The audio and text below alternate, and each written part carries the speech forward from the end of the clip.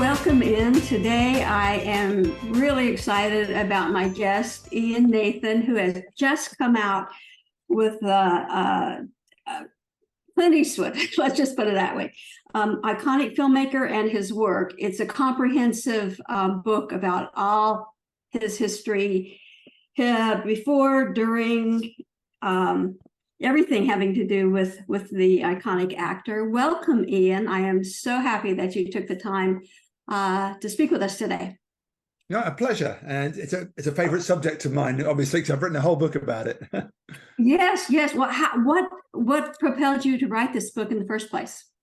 Well, I've been writing books about directors for about a decade now. I've had various different ones published, and often they were kind of what you might call more culty directors: Quentin Tarantino, Wes Anderson, Tim Burton. And I was kind of itching to get into something just with a kind of more history and more classical, and something that maybe said something quite broadly about not only Hollywood, but America as well.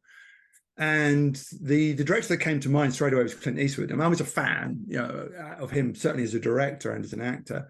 So you have these kind of negotiations with your publishers, and they sort of test the water on the idea and see it. But they came back going, "We think this is a good idea." So, that's where it started. I just have to say I'm fascinated with all the research you did on each of the films. There's so much information in there.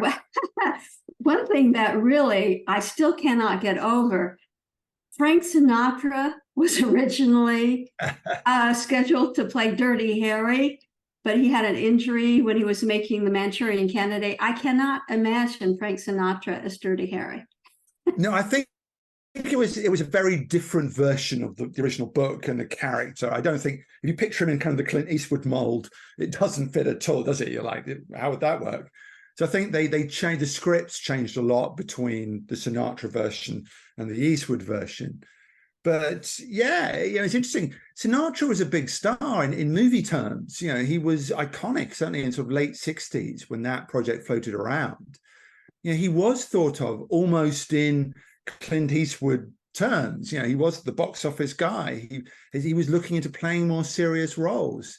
I think he wanted to shed something of the lounge singer idea and test himself. So for a while, he was going to be Dirty Harry. Well, that definitely would have been changed for him, but I can't imagine him saying "Make My Day" or "Do You?" It just doesn't fit. Not in the same way. No. I was going to get to this last, but this is actually a good time to get into this, because in the book you wrote, quote, "Why does one star endure and another fade?" Why do you think Eastwood has had such a long career, both in front of and behind the camera? What is it about him that really has resonated with the public and Hollywood itself?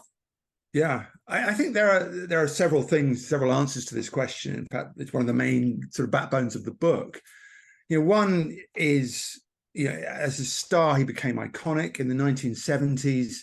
He was probably the biggest star in the world, and he managed to kind of cultivate that very well. He arrived, not overnight. He had quite a big career on television. It took a while to become Clint Eastwood. And I think he worked out that to endure, you've got to play the industry very well. You've got to know how to put projects together. You've got to test the waters of the times, but also you have to sort of step out of that. You have to be separate from fashion. If you're going, otherwise you're just going to be flavor of the day. And I think one of the key elements of him and this idea of him as an artist is that he wanted to direct. He wanted to not only be a star and an actor, he wanted to step behind the camera. And I could think he could foresee longevity. He could see that if I'm a director, I can cast myself for one thing, and I can keep going. And he established a brilliant working relationship with Warner Brothers, the huge studio. And he just, he's a model of efficiency. He makes films very relatively cheaply. He makes them very quickly. He gets them out without fuss. He's a very easy man to green light from a studio point of view. And as he's got older and he's made marvelous, marvelous films, we think of Unforgiven, we think of $1 Million Baby, Oscar-winning films, I think he's become like this sort of elder statesman of Hollywood. I think he reassures Hollywood that it's okay. We've got Clint there. He's going to do it, carrying on. We look to him to, no, we're all right. Whatever madness we're doing over here, we've got Clint to remind us that we've done good things in the world. He's sort of like a grandfather figure now to the whole industry. Yeah, well, I walk through Warner Brothers lot and I see the parking space that says Clint Eastwood, and I'm thinking, oh my gosh, all the history that has been made through that lot. But when you're talking about he does things fast and cheaply, I mean, you said that he keeps the cameras rolling during rehearsal and stuff, because one of those takes could have been what actually makes it into the movie, because you don't know. So he just keeps it rolling. Is that correct? Yeah, I think that, you know, when he's talked about as this director who does things in 1 or 2 takes, who films the rehearsals, this is sort of idea of a sort of impatience, or a guy who just wants to get on with it. But I think actually he's very driven by the story. That is his motivation. That's what he's there for. He's not there to pander to egos. He's not there for the artistic flourish. That's for others to decide. He wants to tell this story, and he wants to tell it the best way possible. And he doesn't see the point of rehearsals. You know, why get a great take without a camera rolling? Why not? Yeah, and he loves that idea, I think, of immediacy. When an actor sort of first does something on a set, there's something else in it. If you've done 20 takes, something's gone. But that first take or the second take, or even on the rehearsal, there's a spark, maybe even a nervousness, an uncertainty in what the actor's doing with the line, that Eastwood thinks, yeah, that's the best stuff. That's the thing that works the best. So he just says, right, get those cameras rolling. That's where you make a film. Well, I have interviewed actors who have worked with him, and they said that it's a fast shoot and it's a good shoot because he manages to bring out the best in everybody. That's magic in itself.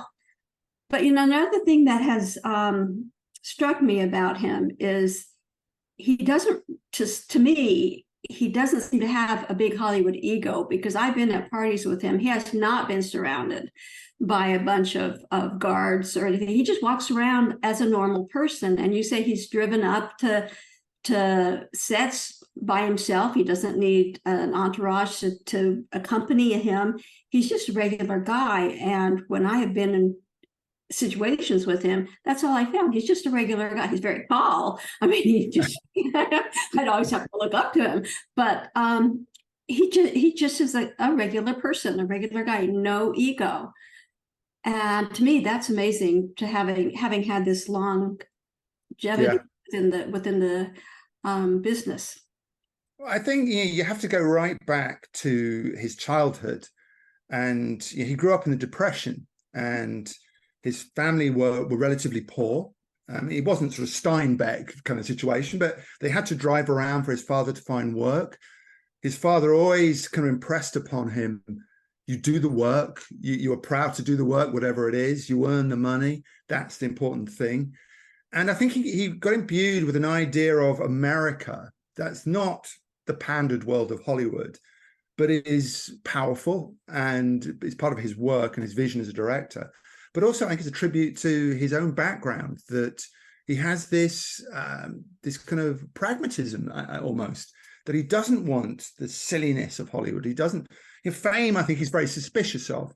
He understands what it gives him, and he's had a very nice life and lovely houses and helicopters, but he doesn't want the trappings of that. And he doesn't want it on his set either. He doesn't want fuss. I mean, you talked about these actors who worked with him, people like Sean Penn, who are notoriously complicated.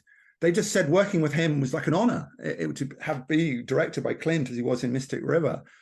It was just, I'm working with Clint Eastwood. They all understood on that set what it meant. He sort of brings a kind of respect, and it sort of reverberates, I think, out right across the production and right across everything he does in the industry. That, yes, it's Clint Eastwood, and everyone sort of takes a breath and go, yeah, that's a proper guy. That's an institution in Hollywood.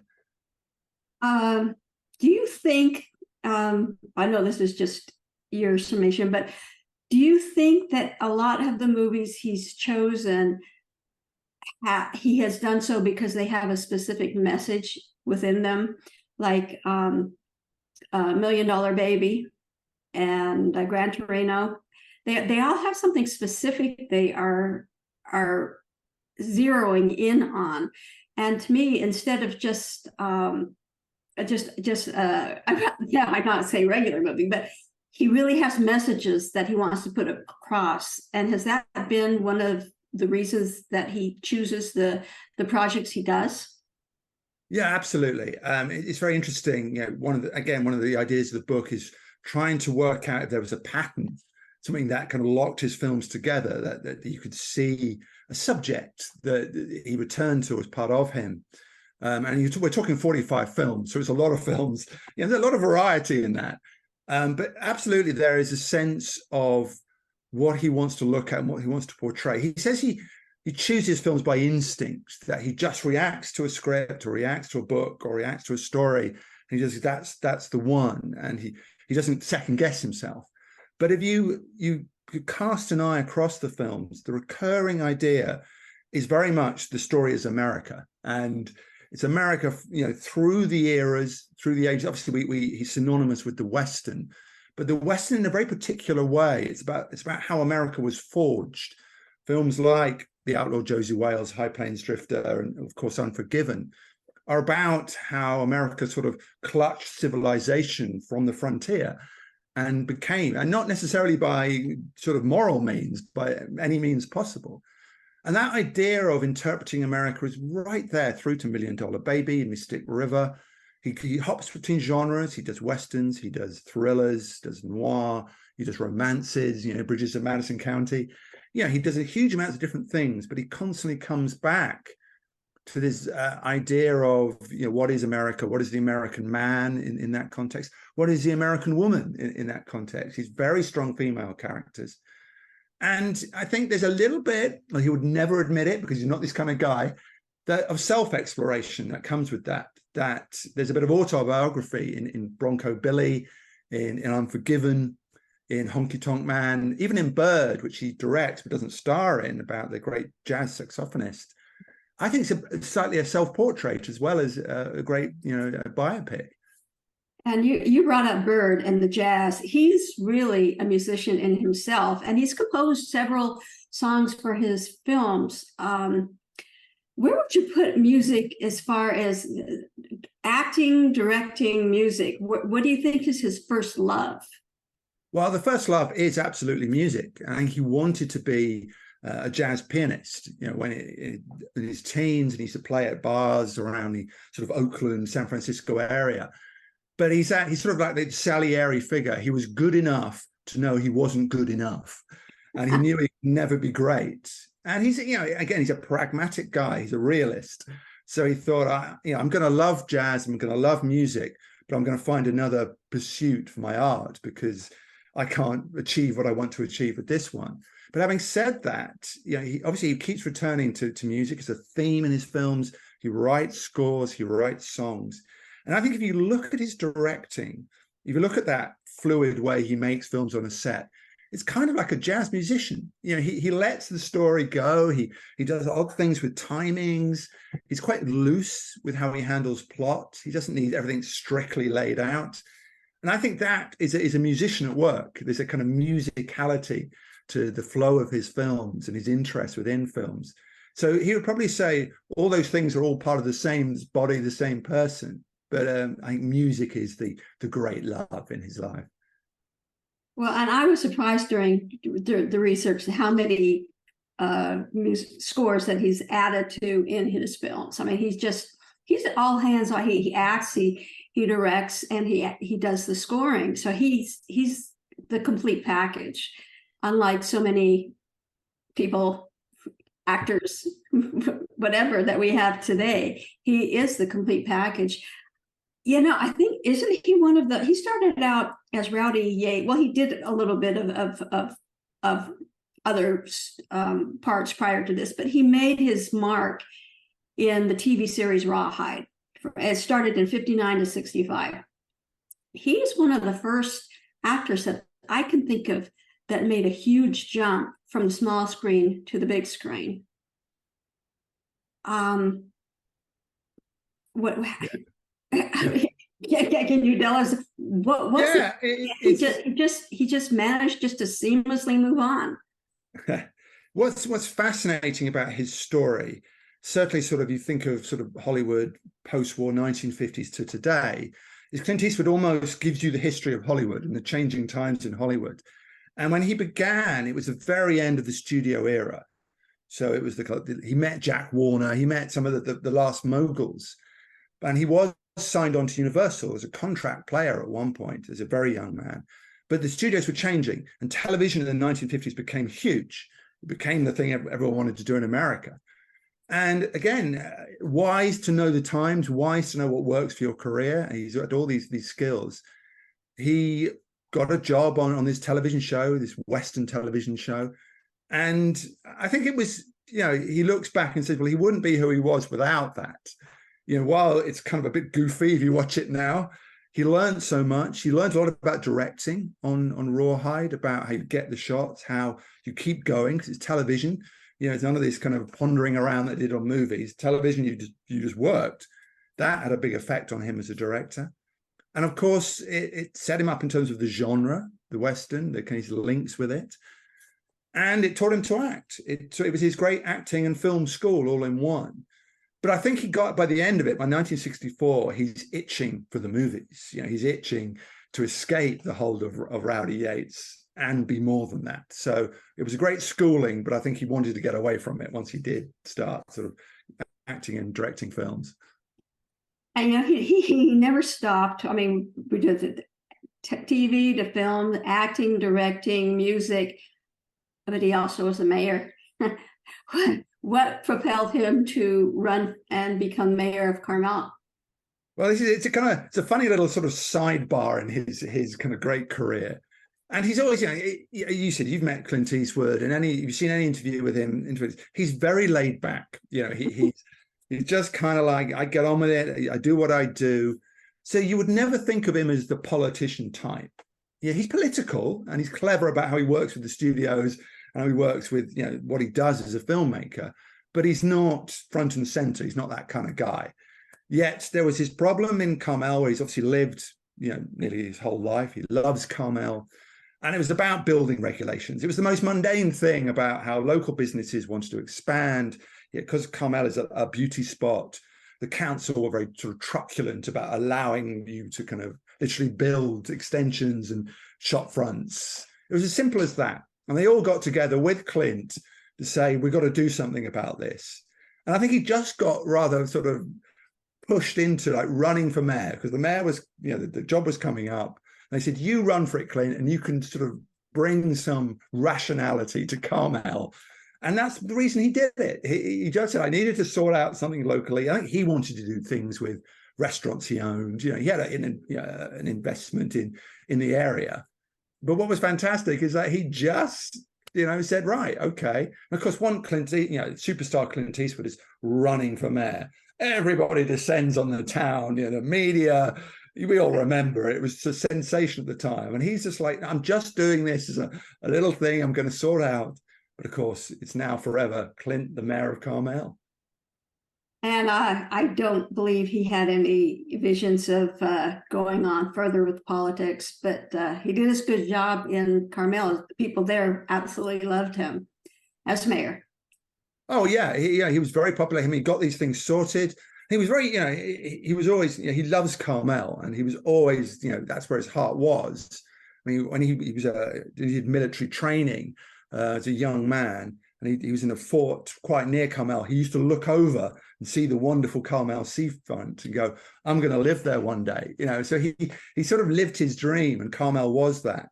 And it's far away from Hollywood, none of the interference of living in Beverly Hills. So I think it is his town, and I think he served it well. But he was very clear he had no aspirations in politics beyond just Carmel. He was still making films while he was mayor. He made a couple of films. So he was just like, it was a local job. It was something that needed to get done. Now everybody move on. Yeah, that's something I did not know, because I loved the movie Breezy, and that was 1973. That was not his first directing job. He started directing with Play Misty for Me in 71. I'm just surprised at some of the films that he has directed, and he has had his his hands on, because they're so varied. They're not all one genre, they're just varied. And I think that's something that does keep him valid within the business. Yeah, absolutely. I think that curiosity and that instinct that he has is a great driving force. And it keeps us as a viewer sort of on our toes. You know, we have an idea of what the style of Clint Eastwood is, and there is a style at work. Right from the beginning, he was very interested in telling stories you maybe wouldn't expect him to tell.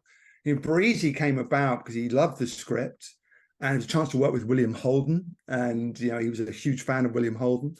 And he just said, everyone. Me too. You feel my heart, William Holden. Yeah, and it's a sort of it's an older William Holden. So there was sort of a relationship between the two of them. I think that was quite important to Clint. But also fundamentally, he said everyone around him went, "Oh, don't do Breezy. It's not going to make a dime. What's the point in doing Breezy?" And as soon as you say that to Clint Eastwood, he's going to put his, dig his heels in and go, "Well, that's what I want to do." I mean, like the orangutan movies, Every Which Way But Loose. Everybody told him not to do it. Everybody went, "You're going to be, the monkey's going to be like front and center. Everyone's going to love him. You're just going to be second fiddle." And he went, "I know." And they were huge hits. He just has a sort of certain sense of not taking himself too seriously, very serious about what he does, but he doesn't take the idea of Clint Eastwood as serious as other people do. Yes, I get the idea from reading your book that he didn't really put the bottom line to Ching as the main reason for doing a movie. He did it because he wanted to, whether it made money or not. What he wanted to do was what he did. And that's admirable in itself. Yeah, I mean, he's not, he's wise, and certainly, he wants to make his own films and make them, but he wants them to make money. He doesn't like flops, and if your films make money, then it gives you the power to make more films. He's an astute businessman in film terms. So occasionally you would see him have a look around and see what's going on. And films like Firefox, made in the middle of the 1980s, was very special effects driven, very much of that time. And I think he was just thinking, well, maybe I need to know about this blockbuster thing. Maybe I should have a foot in that. I don't think it worked out for him particularly well. He didn't enjoy the special effects and the slowness of all that process. But he does occasionally venture out and try different things because he wants to know where the audience is as well. He's not in his ivory tower just sort of making these kind of films that only matter to him. He's a very personal filmmaker, but he wants films to be hits, and hits they are as well. American Sniper was huge. Unforgiven, huge, $1 Million Baby, absolutely massive. $100 million films, more than that. So he is a commercial investment as well as an artistic one. Yes. Now, I was under the impression that he has retired, but in doing some research, I see that there is one more film where he acted in and directed called Juror No. 2, and that is coming out in, do you know when? And that should be his very last foray into the business. We don't know, but we don't know. I mean, it was as I was finishing the book and writing about Cry Macho, his last film he made, and I brought it to a conclusion, like, what a great way to finish, his face against the landscape. And wouldn't you know, 93-year-old Clint Eastwood announces he's going to make another film, a courtroom thriller called Juror 2. And you got to smile because that's who he is. And I love that in the sense that he says he never takes holidays because his holiday is making films. And he'll keep making films until he literally can't. So yes, he's 93, and you would expect maybe Juror 2 to be the last film. I think his films are quite efficiently made, so it may be out before Christmas. It comes out next year. It depends on Clint and Warner Brothers. But I wouldn't put it beyond him if he enjoyed Juror 2 to have another script ready to go. That's who he is. And, if he doesn't want to go in front or behind the camera, he has written composed some jazz for Diana Krall. So he does work for other musicians. I think, like you said, that's his first love, is music. He's won 4 Oscars.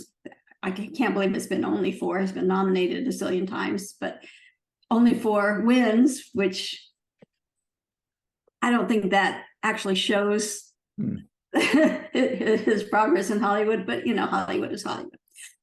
But let me just say that this book is for anybody that likes Hollywood, and especially Clint Eastwood. It is just filled. You have done such a good job of putting together so much information about each of his projects, and with your images and everything. It's just a well-rounded, complete look at Clint Eastwood. And since we are coming up on the holiday season, and you did mention that Juror Number 2 could be out for Christmas, I think this is a fabulous holiday gift for anybody interested in Clint Eastwood. This is why I wanted to do this show today, so that we could get people buying this for the holidays. Because if I receive this, I love books anyway. If I received this, I would think, oh, fabulous, a fabulous gift. So thank you. Before we leave, we don't have much time. Before we leave, what are your favorite top 2 Clint Eastwood movies? And that's so tough. And there's so many. It was one of the great things I write in the book was I got to watch them all again and go on this long journey. Wow. But if I just fix on him as director, because that's the main backbone of the book, I would look at Unforgiven. As a film like that, I was just in awe of when I saw it. It's an unexpected film and a brilliant film that every time I return to it, it says something different to me. And again, $1 Million Baby, I think, I never saw it coming. And that's Clint Eastwood, isn't it? You thought it's a small film about a retired boxing coach and this kind of rundown boxing ring he has. And then suddenly you watch that film and I won't explain it for anyone who's not seen it, but it has a turning point in it that is devastating. And the one Oscar he's never won, you mentioned Oscars, is Best Actor.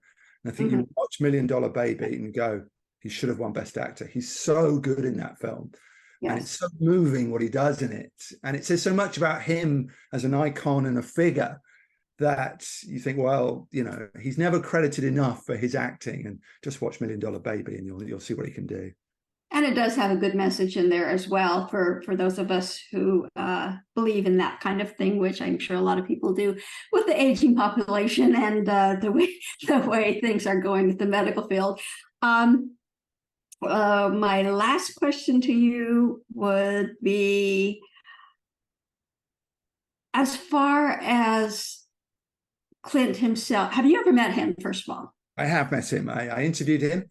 And I got a lovely 2-hour interview. And he was, as you say, he was a gentleman, very laid back.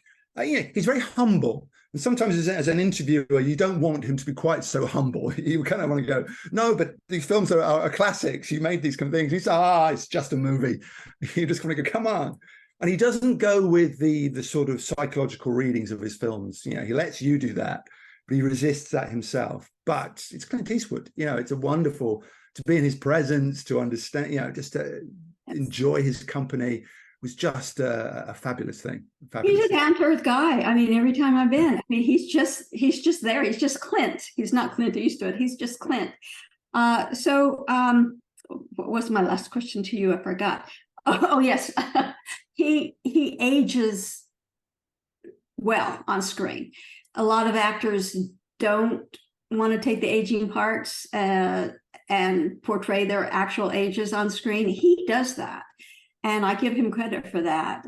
A lot of actors wouldn't do that. Has he, in your opinion, has that been one of his the way that his career has maintained the longevity throughout this time, is just aging with your own age? I think that's critical. I think you've absolutely hit upon something that's inherent in his nature, that he was a very handsome man. It's a movie star, good looks that he had, but that's not interesting to him. That worked for a certain phase of his career. But as he's got older, he's honest and he says, I want to portray my age.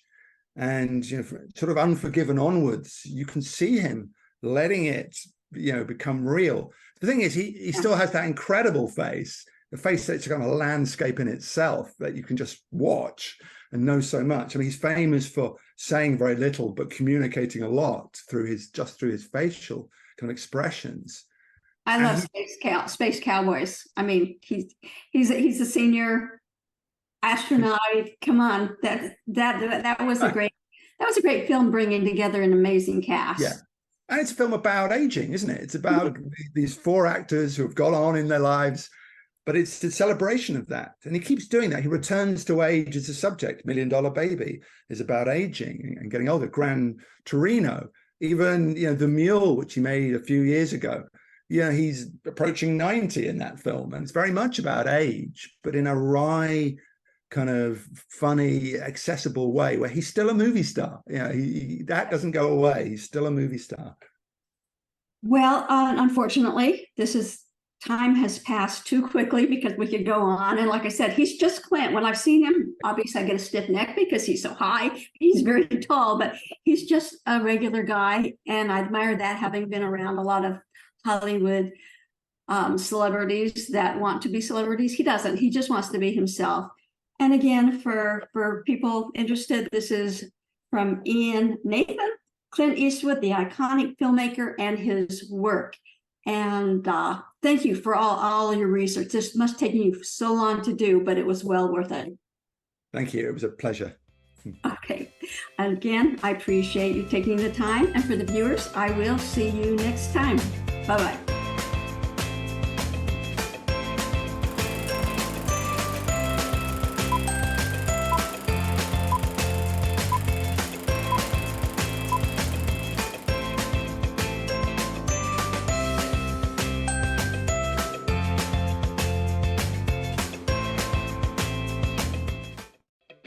With over 30 years of experience in real estate and the mortgage industry, Darlene Mays provides knowledge and expert guidance to clients looking to buy or sell a home. Serving clients throughout South Orange County, Darlene specializes in the senior community of Laguna Woods Village. Darlene works with her clients to ensure the highest level of service, from the beginning of the process right down to the closing table. If you are looking to buy or sell, who you work with really does matter. Call Darlene Mays today.